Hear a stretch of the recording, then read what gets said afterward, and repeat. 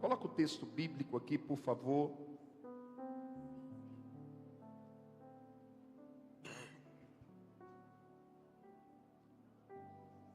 Sim, Espírito Santo. Naquele mesmo dia, deu o rei Assuero. Olhe para cá. Assuero não é um nome. Assuero é um título. No Império Medo-Persa, havia um título que vem do Império Medo, que é chamado de Assuero. Havia outro título que vem do Império Persa, que é chamado de Artaxerxes. É por isso que você vai ver o texto dizendo que o rei Assuero Artaxerxes, que tem a ver com o título e não com o nome. A rainha Ester, a casa de Amã, inimigo dos judeus, e Mardoqueu veio perante o rei, porque Ester tinha declarado quem ele era. E tirou o rei o seu anel, que tinha tomado de Amã, e deu a Mardoqueu, e Ester encarregou Mardoqueu da casa de Amã. Amém? Coloca o texto, o título, por favor.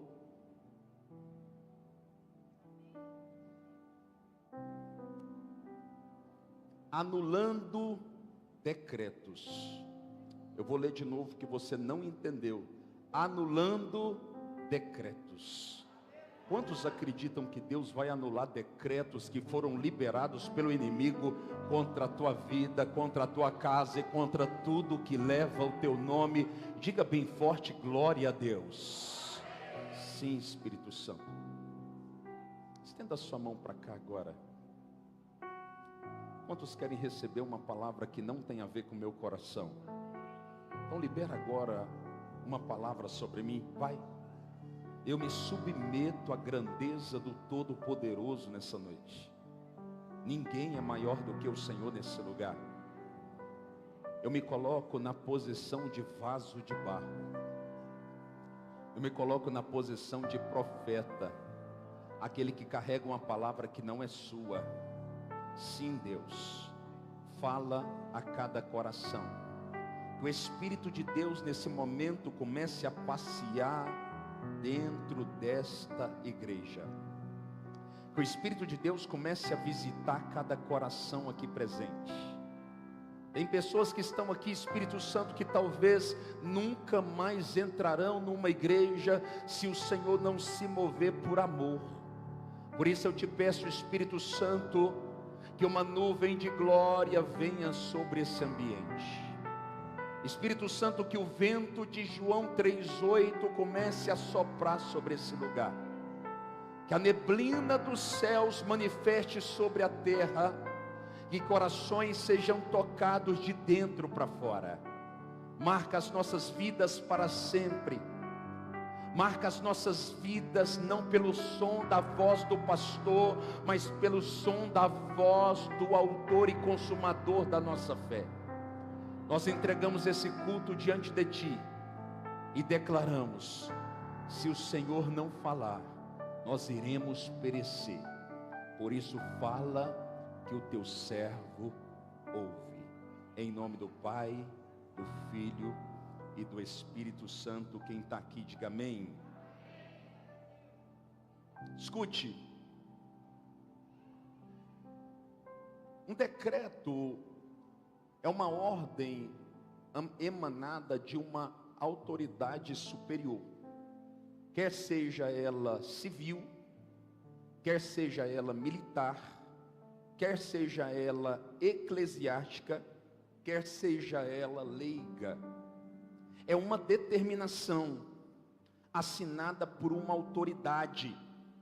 Você e eu precisamos entender uma verdade do reino. Eu e você temos autoridade dada por Deus para revogar todo e qualquer decreto que um dia foi liberado do inimigo contra nós. Quantos concordam com essa palavra? A Bíblia nos diz que Deus é a fonte de todas as coisas. Em João 3:27, está escrito que ninguém pode receber coisa alguma se o céu não lhe der. A partir desse ponto de vista, nós aprendemos que o céu não é apenas o nosso destino, mas o céu é a nossa origem, e é também a origem de todas as coisas. Eu aprendo também que o Todo-Poderoso, Ele é o autor. É interessante entender que Deus é o Alfa, e Ele também é o Ômega. Eu entendo que tudo começa em Deus, e tudo também termina em Deus. A palavra autoridade, ela nasce do prefixo da palavra autor. É interessante compreender que o autor é a fonte inesgotável de toda e qualquer autoridade. A Bíblia diz que o autor, ele toma uma decisão, impartir a sua autoridade com o Filho. Em João capítulo 1, no versículo 14, está escrito que a segunda pessoa da Trindade, o Verbo, se fez carne e habitou entre nós, cheio de graça e de verdade, e vimos a glória do Pai, agora manifesta no Filho Jesus. A Bíblia diz que o próprio Deus, então, Ele decide impartir toda a sua autoridade com o Filho. Em Mateus, no capítulo 28, no versículo 18, está escrito assim: Jesus está relatando através do evangelista Mateus, dizendo assim: todo o poder e autoridade me foi dado nos céus e na terra. Perceba que a expressão é abrangente. Ele está dizendo que todo o poder, não é um poder parcial. Deus, na condição de autor, Ele não dá parte da sua autoridade para Jesus, mas Ele dá toda a sua autoridade. O que acontece aqui não é uma divisão, Ele está impartindo. A diferença de quem divide para quem imparte é porque quem divide dá parte do que tem e fica com o resto. Quem imparte dá tudo que tem e continua com o mesmo tanto. Jesus agora está tomado de autoridade. Em Lucas, no capítulo 10, no versículo 19, diz a Bíblia que Jesus, Ele decide fazer o que viu o Pai fazer. Porque a Bíblia diz em João 5,19 que o Filho faz o que vê o Pai fazer. O Pai acabou de impartir a sua autoridade com o Filho, e agora Jesus, tomado de autoridade, Ele olha para mim e para você, cheios de limitação, com uma natureza frágil e caída como a que carregamos, e Ele diz assim: eis que vos dou poder e autoridade para pisardes em serpentes e em escorpiões, e sobre todo o poder do maligno, e mal nenhum virá sobre vocês. Você tem autoridade delegada da parte de Deus para revogar todo o decreto do diabo que um dia foi liberado sobre você. Quantos estão aqui e acreditam nessa palavra? Diga glória a Deus. Você tem autoridade. Você carrega autoridade para revogar todo e qualquer decreto que um dia o adversário liberou contra você. A palavra autoridade, ela nasce da palavra grega euxosia, que aponta para governo, que aponta para comando, que aponta para controle. Só que eu gosto muito de trazer do grego para o latim, porque o latim traz mais clareza quando nós comparamos com o português.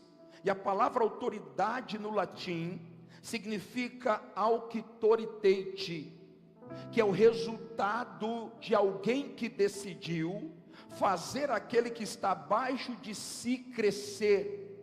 Por isso eu preciso entender que a autoridade que Jesus dispensou sobre mim e sobre você, não é autoridade para que nos sintamos grandes, mas é autoridade para fazer aqueles que estão abaixo de nós chegarem à nossa estatura. Quantos recebem essa palavra? A tua autoridade foi dada com propósito, para que você possa fazer aqueles a quem o Senhor te confiou chegarem à plena estatura que você recebeu. Diga comigo, glória a Deus. Agora, é interessante observar que, de acordo com a Bíblia, nossas palavras são sementes. Em Gálatas, no capítulo 6, no versículo 7, está escrito, eu já expliquei aqui muitas vezes, que de Deus não se zomba. Tudo que o homem plantar, este colherá. Se palavras são sementes, eu preciso tomar cuidado com aquilo que eu estou liberando. Ei, escute isso. Salomão, ele deixa claro, em Provérbios, no capítulo 18, no versículo 24, que a morte e a vida estão no poder da palavra. A partir daqui eu entendo que eu preciso tomar cuidado com as palavras que eu tenho liberado. Ei, marido, presta atenção, cuidado com as palavras que você tem liberado contra a sua esposa. Ei, esposa, preste atenção, cuidado com as palavras que você tem liberado contra aquele que o Senhor te confiou. Pais, prestem atenção, cuidado com as palavras que vocês têm liberado contra os filhos que são chamados por Deus de herança do Senhor. Eu preciso entender que as palavras que eu libero, elas podem se tornar verdadeiras sentenças no reino do Espírito. É interessante porque o termo palavra, ele é um vocábulo, uma expressão do latim, que significa parábola. Quando eu libero uma palavra sem pensar, é porque eu não carrego a revelação de Mateus capítulo 12, no versículo 32, que está escrito assim: Jesus deixa claro que no dia do julgamento seremos julgados pelas nossas palavras. Por isso, cuidado com aquilo que você tem liberado. Cuidado com as palavras que você tem liberado. Pastor, eu estou falando brincando. Não brinque de liberar palavras, porque você pode estar liberando decretos de maldição sobre as pessoas a quem o Senhor te confiou. Quem está aqui, diga glória a Deus. Quando Deus cria a terra, a Bíblia diz em Gênesis no capítulo 1, no versículo 1, que Deus, ele cria todas as coisas por intermédio da sua palavra. É interessante entender isso, porque a palavra é o logos de Deus.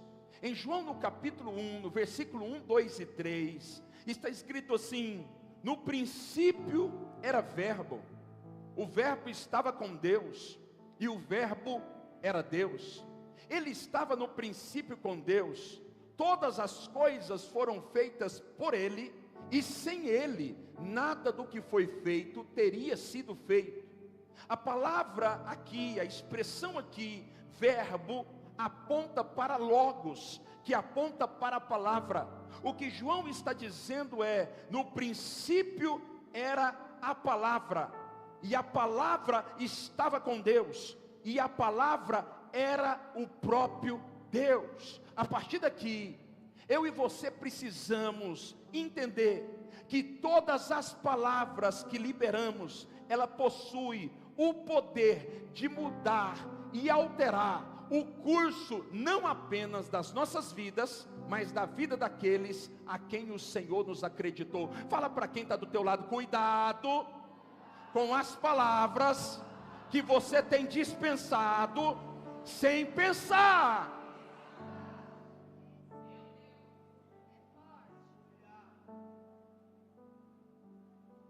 O texto que nós lemos, ele narra a história de 4 personagens principais. O primeiro personagem, eu quero me ater apenas a 3. O primeiro personagem é Esther. Para quem não sabe, Esther, ela é uma judia, ela é também uma órfã. De acordo com historiadores, ela nasce no cativeiro. Esther, ela perde muito cedo seus pais, quando o seu primo de sangue, chamado Mardoqueu, ele decide se tornar o tutor, ele decide se tornar o substituto dos seus pais, estabelecendo criação sobre Esther. O segundo personagem é o personagem chamado Mardoqueu. A história não fala muito sobre esse homem.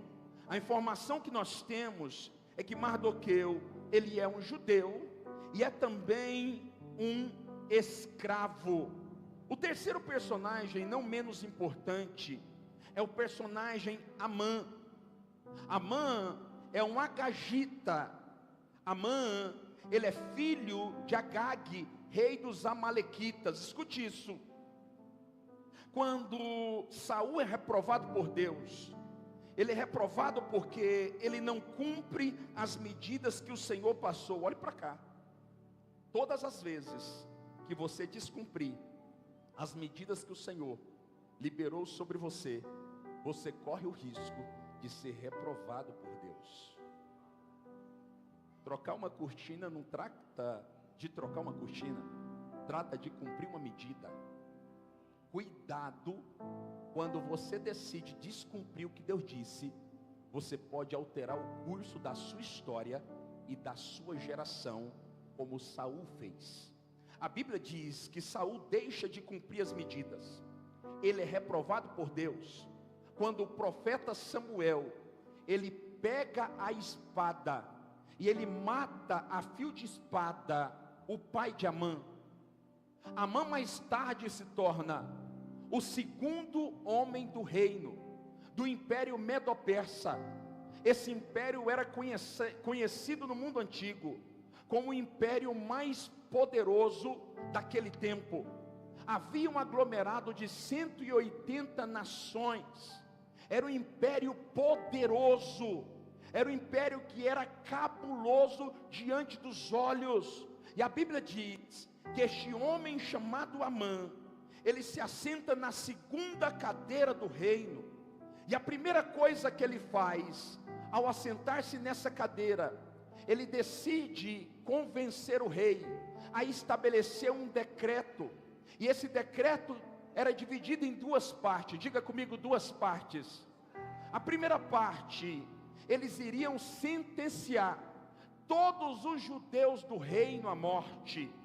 A segunda parte, eles iriam se apossar de todas as riquezas dos judeus. A Bíblia diz que esse rei chamado Artaxerxes, ele era muito poderoso, era o homem considerado o número 1 de toda a terra antiga. Ele tinha uma esposa, a rainha chamada Vasti. Vasti, ela quebra o princípio de autoridade, e o rei então decide destituir Vasti da condição de rainha. Ele estabelece um concurso entre as virgens do seu reino, e a selecionada e levantada é uma órfã que estava escondida, chamada Esther. Olhe para cá. O fato de você não ter nascido numa família relevante, numa família importante, numa família conhecida, numa família famosa, não vai fazer com que Deus deixe de cumprir as palavras que Ele disse que cumpriria a teu respeito. Essa garota era uma órfã, essa garota era uma escrava, mas havia uma palavra sobre ela, e a Bíblia diz que Deus pega uma órfã, Deus pega uma escrava e coloca para se assentar no trono do império mais poderoso do mundo antigo. Deixa eu dizer algo para você: Deus não brinca de ser Deus. Deus não é homem para mentir, nem filho do homem para se arrepender. Se Deus falou, vai acontecer. Deus não precisa da sua força para poder produzir milagres na tua vida. Essa garota, dentro da lógica humana, ela jamais chegaria a se assentar na cadeira real, mas a Bíblia diz que uma palavra estava liberada sobre ela. Ei, talvez você não consiga ver, mas existe uma palavra que está trabalhando a teu favor. Você está dormindo e esta palavra está trabalhando, você está trabalhando e ela está trabalhando, você está agora sentado no banco da casa do Senhor, ouvindo a palavra de Deus, e esta palavra está trabalhando. Daqui a pouco essa palavra ganha forma, e no de repente de Deus, um milagre acontece. Você recebe essa palavra? Escute, a Bíblia diz que agora Esther, ela é a rainha do maior império daquela época. Só que existe um opositor.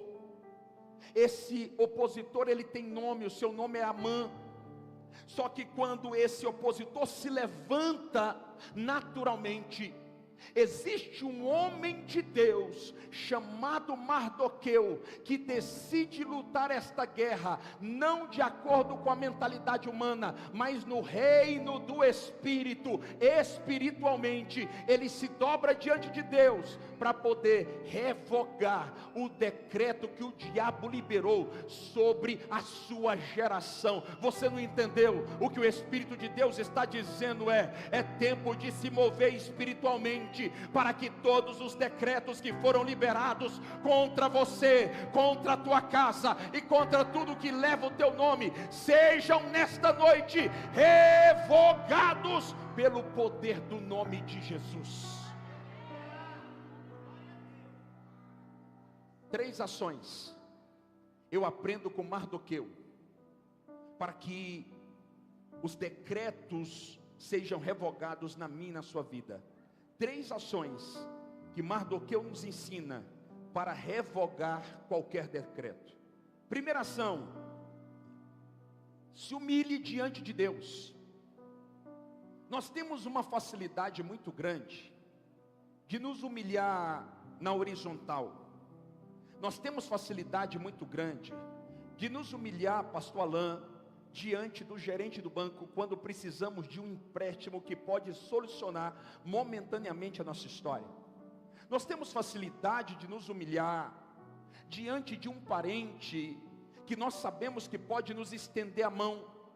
Nós temos a facilidade de nos humilhar diante de um amigo rico.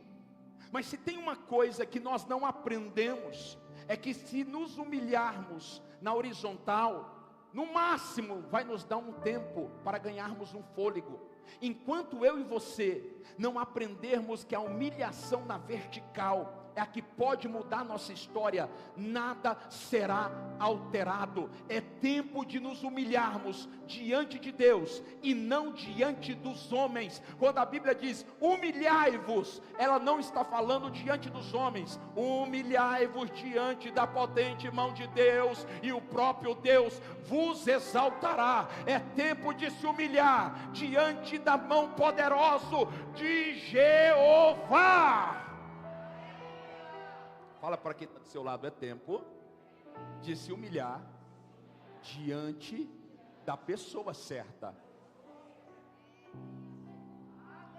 Olha o que acontece aqui. Esther capítulo 4, escute isso. Isso vai virar chaves na sua vida. Esther capítulo 4, no versículo 1, está escrito assim: quando Mardoqueu soube tudo quanto havia sido feito, Mardoqueu rasgou as suas vestes e vestiu pano de saco e de cinza, e saiu pelo meio da cidade e clamou com grande e amargo clamor.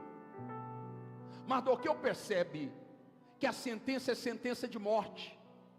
Ele não pode alterar essa sentença, mas ele sabe quem pode alterar. Ele sabe quem pode mudar essa situação que é aos seus olhos irreversível. Então ele tem 3 atitudes. Primeiro, ele rasga as suas vestes, que aponta para estado máximo de humilhação. Ele decide se humilhar diante de Deus. Ele decide se prostrar diante daquele que pode mudar a sua história. Ele entende que humilhação significa aceitar ser menor do que o problema por um tempo. Ei, escute, Humilhação significa aceitar ser menor do que o problema por um tempo. Você e eu precisamos compreender que a vida é feita de tempo. Nenhum ciclo dura para sempre. Em Eclesiastes 3:1 está escrito: há tempo de plantar e há tempo de arrancar aquilo que foi plantado. Há tempo de guerra, mas também há tempo de paz. Há tempo de sorrir, mas também há tempo de chorar. Eu aprendo uma coisa: nada dura para sempre. Tudo tem tempo para começar e tempo para terminar. O monte, que representa os dias gloriosos, tem tempo para acabar, porque tem dias de monte, mas também tem dias de vale. Então entenda uma coisa: a humilhação é um estado provisório. Não tenha medo de se humilhar diante de Deus, porque a humilhação é um estado provisório para que você entre em um novo tempo diante de Deus. É tempo de se humilhar na presença daquele que pode mudar a sua história. Fala para quem tem do seu lado: é tempo de humilhar-se diante de Deus. É tempo de humilhar-se diante de Deus. É tempo de se humilhar na presença do Todo-Poderoso. Eu preciso compreender a minha estatura momentânea, sabendo que a vida ela é feita de ciclo. Olha que interessante. Roupas de saco, de acordo com historiadores, elas eram feitas não por saco, mas era feita por pele de carneiro ou pele de animais diversos. Quando ele decide usar roupa de saco, ele está declarando a sua humilhação diante de Deus. Historiadores chegam a dizer que em estados extremos de humilhação, o homem colocava espinhos dentro da roupa de animal, porque ele queria maltratar a sua carne, a fim de dizer aos céus que ele está pronto para morrer, se Deus não mudar a sua situação. Esse homem decide se humilhar em estado máximo diante de Deus, porque ele sabe que Deus é o único capaz de mudar a sua história. Ei, escute uma coisa: você precisa entender que se você não se humilhar diante de Deus, a sua situação não vai ser alterada. Tem situações que já deveriam ter sido alteradas há muito tempo, mas por causa do teu orgulho, por causa da sua altivez, ainda não foram alteradas. É tempo de se humilhar diante de Deus. Quem está aqui, diga glória a Deus. O texto diz que esse homem decide ir para o lugar mais público daquela cidade. Ele estava em Suzã, a capital do império. Então ele vai para o meio da praça, com o propósito de ser visto por todos. Isso aponta para alguém que não está preocupado com a sua autoimagem, alguém que não está preocupado com a sua reputação, alguém que está expondo a sua nudez. Sabe qual que é o nosso problema? Nós estamos mais preocupados em proteger a nossa reputação do que de viver o milagre que Deus nos prometeu. Tem muita gente que, por causa da proteção da reputação, nunca vai viver o que Deus prometeu para si. Preste atenção, eu estou falando como profeta. É tempo de abrir mão da reputação para poder viver o milagre. Tem muita gente que está protegendo com todas as suas forças a sua reputação, e o Espírito de Deus está dizendo através de mim: eu te dou uma nova reputação, se você estiver disposto a me obedecer. É tempo de rasgar o teu coração, é tempo de vestir roupa de saco, é tempo de ir para a praça, é tempo de se humilhar diante de Deus. Quantos recebem essa palavra? Diga comigo, glória a Deus. Sim, Espírito Santo. Lucas 14:11 está escrito: porquanto qualquer que a si mesmo se exaltar será humilhado, e aquele que a si mesmo se humilhar será exaltado. Eu preciso entender em você que a maior opositora da humilhação é a razão. Olhe para mim, tem muita gente que por causa da razão perdeu a família. Tem muita gente que deveria ter se humilhar diante de Deus para não perder a família, mas o orgulho não deixou. E o Espírito de Deus está me usando aqui para falar com alguém. Está na hora de abrir mão da razão para viver o milagre. Tem muita gente que já perdeu empresa por causa do orgulho, por causa da altivez, porque decidiu não se humilhar diante de Deus. E o Espírito de Deus está dizendo: está na hora de abrir mão da razão para ver a tua empresa prosperar. Está na hora de abrir mão da razão para ver o teu ministério crescer. Está na hora de abrir mão da razão para ver a tua família viver os sonhos de Deus. Alguém está aqui, pelo amor de Deus? Abra mão da razão para que você possa viver os planos de Deus. Abra mão da razão para que você possa viver os planos de Deus. É tempo de abrir mão da razão. Abra mão da razão e veja Deus mudar o seu decreto. É tempo de se humilhar diante de Deus. A segunda ação que esse homem nos ensina: quebre alianças feitas debaixo de maldição. Olhe para mim. Quebre alianças feitas debaixo de maldição. Em 2 Reis, capítulo 18, no versículo 7 está escrito assim: Acás fez aliança com a Síria, mas Ezequias se rebelou, diga comigo, rebelou, contra o rei da Síria e não a serviu. Olha para mim aqui, me dê a tua atenção. A Bíblia diz que o rei Acás, que era o rei de Israel, ele faz uma aliança contrária à visão de Deus. Ele faz uma aliança com o inimigo. Ele faz uma aliança com o rei da Síria.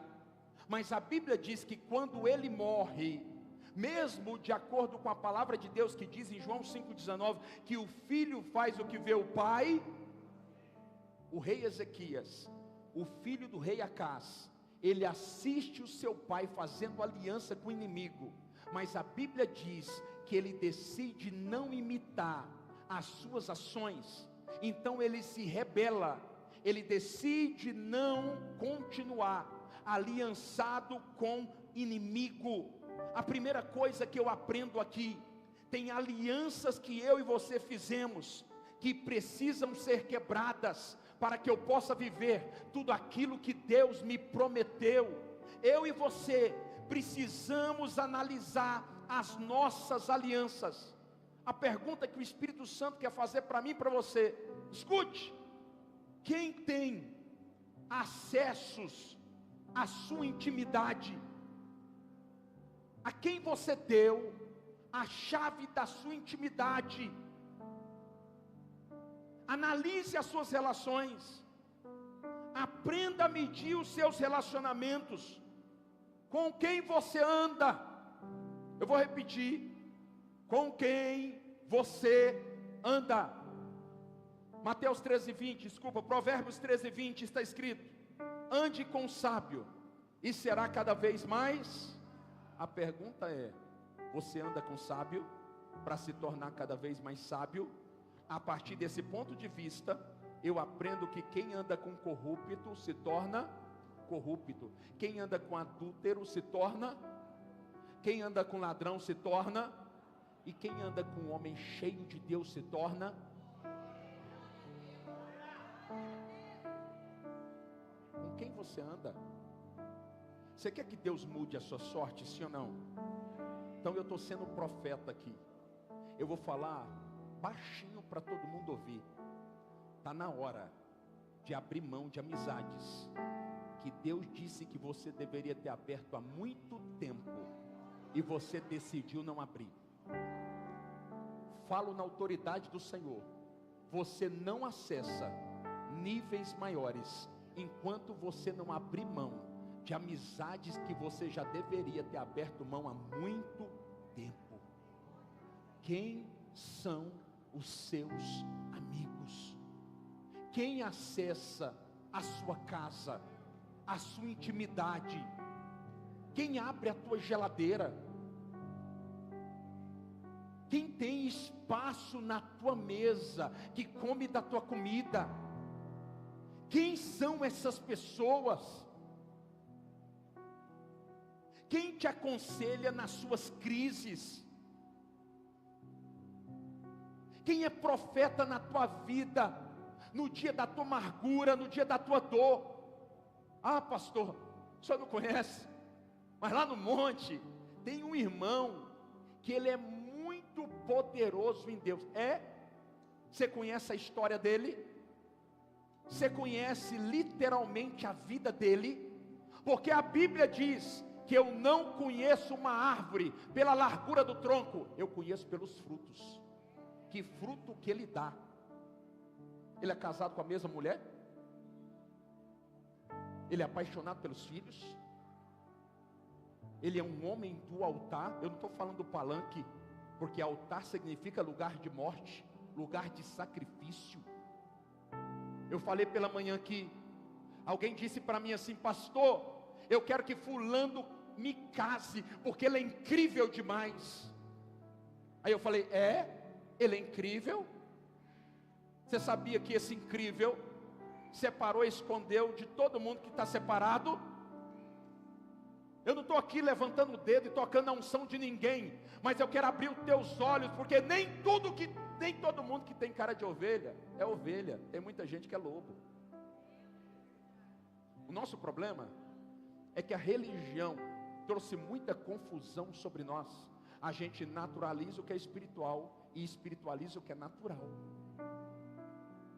Você precisa tomar cuidado com quem entra na tua casa. Eu vou repetir: eu sou pastor, eu não sou um aventureiro, eu sou pastor de rebanho. Cuidado com quem entra na tua casa. Marido, por favor, não seja tão simples como a pomba. A Bíblia diz: seja simples como a pomba e sagaz como... Sabe o que está dizendo? Tem equilíbrio. Não seja bobo demais, nem esperto demais. Tem equilíbrio. Meu amigo, você está contando a tua intimidade como casal para o teu melhor amigo. Aonde está a tua cabeça? Mulher, pare de fazer propaganda do teu marido para a tua melhor amiga, pelo amor de Deus. Está na hora da gente crescer, irmãos. Nós não estamos num parque de diversão. Ei, a igreja não é o céu. Nós precisamos amadurecer.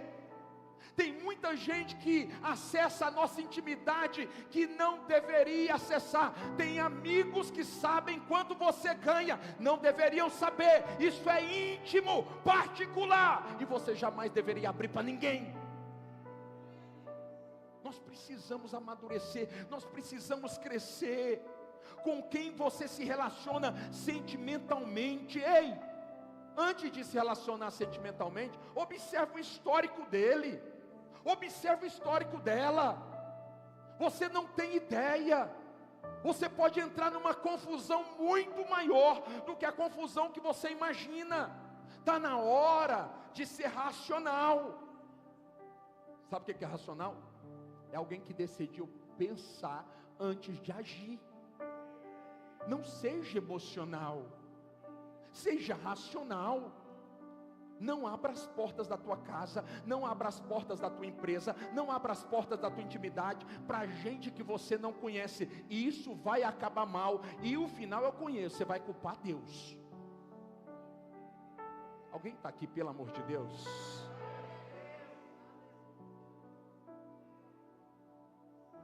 Quebre toda aliança feita fora da presença de Deus. Escute isso que eu vou falar aqui. Todo relacionamento que Deus tem para você, ele não nasce no altar de Baal, ele não nasce no altar de Azira ou Azera, ele nasce no altar de Deus. Coloca a mão no coração, fala comigo assim: para andar comigo, com voz de profeta, para andar comigo, a partir de hoje, tem que ser no mínimo melhor do que eu. Alguém está aqui, pelo amor de Deus? Você quer mudar de vida, sim ou não? Então para de andar com gente que não tem nada para te ensinar. Pastor, esse empresário é poderoso. É mesmo? É? Poderoso? A riqueza dele é lícita ou ilícita? Para de olhar a largura do tronco. Camarada para na porta da tua empresa com um carro legal, se acha que ele é bem sucedido. Larga de ser simples como uma pomba e coloca o modo sagaz como uma serpente para funcionar, pelo amor de Deus. Está na hora da gente crescer espiritualmente e se tornar maduro. Nós não podemos continuar com essa mentalidade. Mardoqueu está nos ensinando algo. Nós precisamos quebrar todas as alianças que foram feitas fora do altar de Deus. Diga comigo, glória a Deus.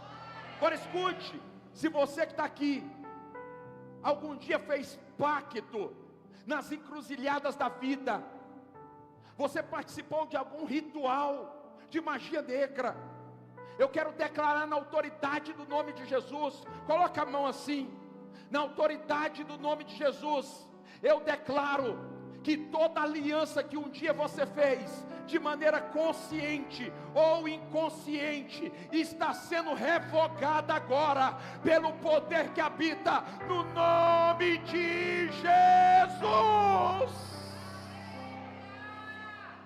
Você recebe essa palavra? Em nome de Jesus. Nada para você mais a partir de hoje, nada para a tua vida mais a partir de hoje, nenhum decreto de morte tem autoridade de avançar na sua história, pelo poder que habita no nome de Jesus. Diga glória a Deus. Quero acabar aqui, terceira e última ação, estabeleça um jejum que toque os céus. Você sabia que nem todo jejum toca os céus? Isaías 58 diz que existe um modelo de jejum que Deus recebe. Sabe qual é esse modelo? Não é aquele modelo que você veste roupa de saco a fim de chamar a atenção dos homens. Não é aquele modelo que você jejua para dizer o que Deus deve fazer. É um modelo que você abre mão dos seus próprios interesses e se coloca aberto aos interesses do Criador. É um modelo que você jejua não para falar para Deus o que Ele deve fazer, mas você jejua para ouvir a Deus, para saber como você deve se mover. Você está aqui? Você precisa jejuar da forma certa. Se você quer viver decretos revogados, você precisa estabelecer um jejum que glorifique a Deus. Pare de jejuar da forma errada. Senhor, eu estou jejuando para comprar uma casa. Não. Senhor, eu estou jejuando para receber a instrução acerca do próximo passo. Eu quero saber se eu devo me mover para a esquerda ou se eu devo me mover para a direita, porque eu não dou um passo sem a nuvem se mover comigo. Se você andar em sensibilidade, você vai viver uma vida extraordinária. Levanta a tua mão para a glória de Deus. Você vai viver uma vida extraordinária para a glória de Deus. Olha o que acontece com Esther. Olhe para cá.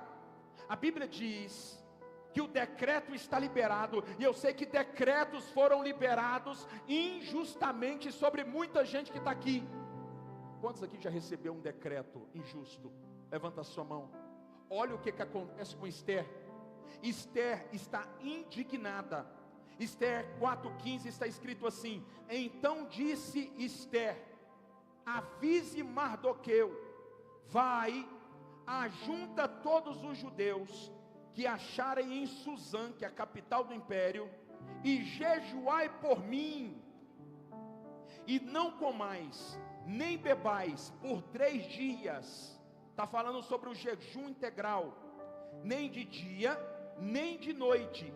Eu, Esther, e as minhas servas também jejuaremos, e assim irei ter com o rei, ainda que seja contra a lei. Olha que incrível, o texto está dizendo que todas as vezes que um decreto é liberado injustamente, mesmo que ele seja legal diante da lei dos homens, se o fundamento desse decreto é injusto, eu posso jejuar para que esse decreto venha a ser revogado. Mas sabe o que eu aprendo aqui? A Bíblia diz na última frase assim: e se perecer, eu pereci. Sabe o que ela está dizendo? E se eu morrer para cumprir esse propósito, eu morri. Eu aprendo um princípio aqui: todas as vezes que você jejua da forma certa, você perde o medo de viver aquilo que Deus disse. Essa mulher perdeu o medo de morrer. A Bíblia diz que quando Mardoqueu disse: Esther, pare para pensar, talvez foi para isso que Deus te colocou nesta cadeira como rainha. Ela disse: eu não posso fazer nada. Mas depois do jejum, ela disse: eu estou disposta a morrer por esta causa. Esse medo que está te travando, esse medo que está te parando, depois do jejum vai ser quebradas as ligaduras, e o Senhor vai arrancar esse medo de você. Olhe para cá. Não tem decreto que não caia. Se você jejuar e orar diante de Deus, é tempo de jejuar diante da presença do Todo-Poderoso. Ei, é tempo de jejuar diante da presença do Todo-Poderoso. Em Isaías 41, 21 está dizendo: apresentai a vossa demanda. Quantos têm demandas aqui? Apresentai a vossa demanda, diz o Senhor, e alegai as vossas razões. Sabe o que é o nosso problema, pastor Luiz Carlos? Nós apresentamos demanda para os amigos, para os pastores, para a família, menos para quem deveríamos apresentar, que é o Senhor. Alguém está aqui, pelo amor de Deus? Pare de falar das suas demandas para quem não pode resolver. Quem pode resolver as suas demandas é Deus. Está na hora de apresentar as suas demandas para a pessoa certa. Apresentai a vossa demanda, diz o Senhor, e alegai as vossas razões. Eu aprendi alguns anos atrás que a oração inteligente é aquela que eu apresento para Deus a minha demanda e alego as minhas razões. É aquela que você fala assim: Senhor, me promove na empresa. Depois disso você fala: porque se o Senhor me promover, eu vou ter mais tempo para poder cuidar da minha família, eu vou ter mais tempo para poder fazer as coisas do Senhor na tua casa. É uma oração inteligente que você apresenta a sua demanda e alega as suas razões. Olhe para cá. Demanda Deus recebe todo dia. Fundamente a sua oração através de uma alegação inteligente. Pare de depositar a oração tola no altar. Seja inteligente. Senhor, eu preciso que o Senhor se mova nessa área, por isso, por isso, por isso e por isso. Se Deus encontrar verdade no seu coração, o milagre vai ser liberado pelo poder que habita no nome de Jesus. Diga comigo: glória a Deus. Olha que incrível. É importante você entender essa verdade. A Bíblia diz que quando Raquel, ela está próxima de morrer, ela está dando à luz a um menino. Ela está dando à luz a um. Em 1 Crônicas, no capítulo 4, no versículo 9, escute isso. Está escrito assim: e foi Jabez mais ilustre do que os seus irmãos. Ele foi mais ilustre do que os seus irmãos. O nome Jabez significa sofrimento, significa dor. Olha para cá, eu quero terminar aqui. Jabez significa sofrimento, Jabez significa dor. Jabez, para quem sabe, o judeu, quando ele coloca o nome, ele está liberando uma profecia. Diga comigo: profecia. Um nome para o judeu não é apenas um nome, é uma profecia. Jabez estava fadado a viver uma vida de dor, a viver uma vida de sofrimento. O judeu leva tão a sério o nome, que a Bíblia diz que quando Raquel está dando à luz, e ela percebe que vai morrer, ela coloca o nome do teu filho de Benoni, filho da minha amargura, filho da minha dor. Quando ela morre, Jacó altera o nome do menino para Benjamim, filho da minha alegria, filho da minha mão direita. O que ele está dizendo é: esse garoto não vai ser uma desgraça na terra, esse garoto vai ser uma bênção na terra dos homens. A Bíblia diz que Jabes percebe que a sua vida seria uma tragédia. Então Jabes decide orar. Diga comigo, orar. Ele rasga o coração diante de Deus. Então ele clama ao Senhor. E a Bíblia diz que por causa de uma oração em que ele toca o coração de Deus, Deus faz deste homem, que seria um homem que sofreria na terra dos homens, o homem mais ilustre da sua casa. Você não tem ideia o que Deus pode fazer nesta noite, se Ele encontrar sinceridade no teu coração. Fica de pé em nome de Jesus.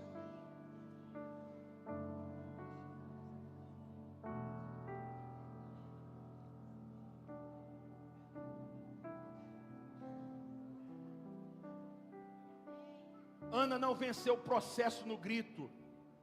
Ana não saiu na mão com Penina. Ela não revogou o seu decreto de esterilidade na força.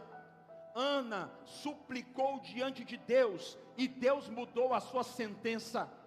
Está na hora de usar inteligência. Está na hora de orar. Está na hora de jejuar, para que Deus possa alterar a nossa sentença. Escute isso. Eu termino com essa frase: antes de um milagre ser concebido no mundo físico, ele é gerado no ventre da oração. Eu vou repetir: antes de um milagre ser concebido no mundo físico, ele é gerado no ventre da oração. Você não vai viver milagres se você não começar a gerar milagres no ventre da oração. Quantos estão dispostos a gerar milagres no ventre da oração? Feche os seus olhos. Deixa eu liberar uma palavra de oração antes de terminarmos esse culto. Paizinho querido, na autoridade do Teu nome, nós declaramos, ó Pai, na autoridade de Jesus Cristo, que sentenças que tinham sido liberadas de morte pelo inimigo contra nós, estão sendo revogadas agora, pelo poder da Tua palavra. Senhor, eu declaro pelo poder do nome de Jesus, que toda sentença de morte está sendo alterada agora. Pai, não tem uma sentença que vai permanecer sobre a vida dos Teus filhos. Eu declaro na autoridade do nome de Jesus, que pelo poder do Teu sangue, toda sentença que estava ativa, seja desativada, seja desabilitada contra cada um de nós. É um tempo de vivermos o sobrenatural, e nós declaramos em nome do Pai, do Filho e do Espírito Santo, que todas as sentenças do adversário contra nós, pelo poder da autoridade delegada por Jesus Cristo, estão sendo revogadas agora, pelo poder que habita no nome de Jesus. Quantos acreditam em milagres aqui? Escute, eu sei que a maioria das pessoas queriam estar vivendo coisas que ainda não estão vivendo, sim ou não? Amém? Nós queremos agora fazer um pequeno ato profético. Coloca a mão na tua cabeça. Eu acredito em manifestação de poder de Deus. Escute, eu não sei quais as sentenças hereditárias que foram liberadas contra a tua casa, mas de uma coisa eu sei: Deus está nesse lugar, e sentenças cairão por terra agora, pelo poder que habita no nome de Jesus. Diga comigo: Senhor Jesus, com voz de profeta, Senhor Jesus, na tua autoridade, nós anulamos todo decreto de morte contra a minha casa, contra a minha vida e contra tudo que leva o meu nome. Eu declaro que a partir de hoje eu vou viver todas as promessas que um dia o Senhor liberou sobre mim, a começar de mim.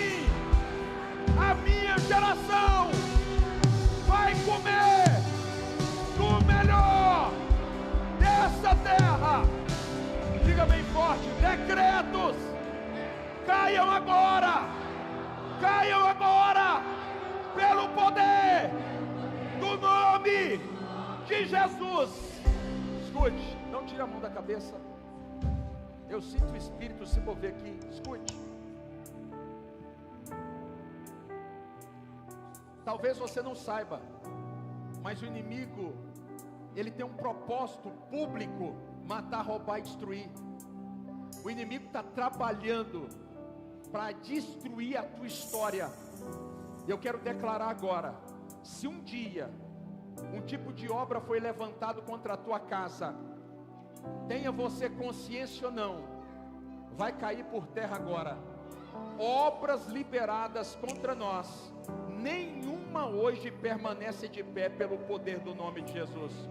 Diga bem forte comigo: Senhor Jesus, eu declaro, pelo poder do teu sangue, que toda obra que um dia foi destinada a mim e a minha casa, agora caia por terra pelo poder do teu sangue.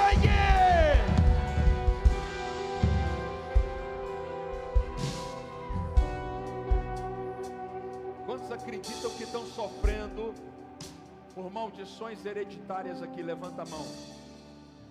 Coloca a mão na tua cabeça aí. Você vai dizer comigo bem forte, e a igreja me ajuda. Diga comigo: Senhor Jesus, foi para isso que Jesus se manifestou, para destruir todas as obras do diabo. Eu declaro toda maldição que estava sobre mim, agora sai!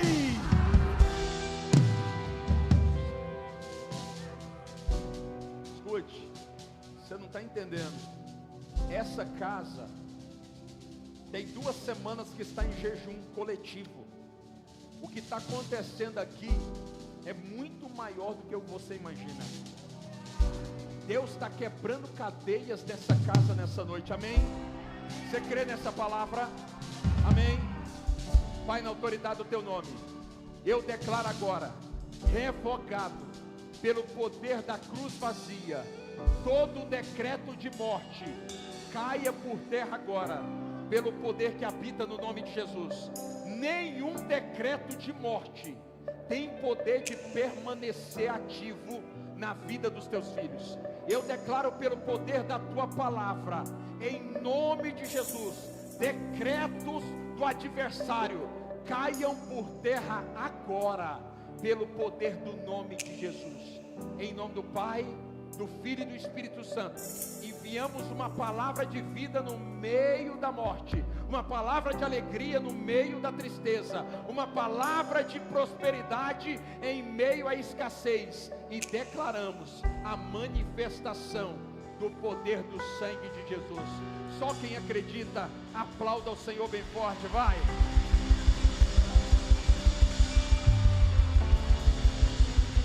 Glória a Deus. Coloca a sua mão assim. Quantos creem que vão ter uma semana abençoada? Cadê os visitantes? Levanta a mão antes, os visitantes. Por favor, nós temos uma pequena lembrança para vocês.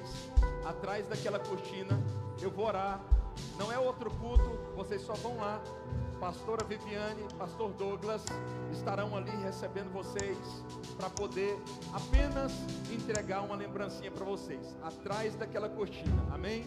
Não se esqueçam, domingo que vem estaremos entregando o nosso propósito nos 2 cultos, e no culto da manhã nós teremos o café especial no dia da Páscoa, tá bom? Paizinho querido, na autoridade do teu nome, eu abençoo o teu povo que te chama pelo teu nome, e declaro uma semana incrivelmente vitoriosa sendo liberada sobre nós. Que venha o teu reino sobre este lugar. Eu declaro, Senhor, uma semana de paz e não de mal. Decretos sejam revogados e o nome do Senhor seja glorificado. E que a graça do Senhor, o grande amor de Deus e as consolações do teu Espírito se manifestem agora, em nome do Pai, do Filho e do Espírito Santo. Que Deus abençoe a tua vida. Vá em paz.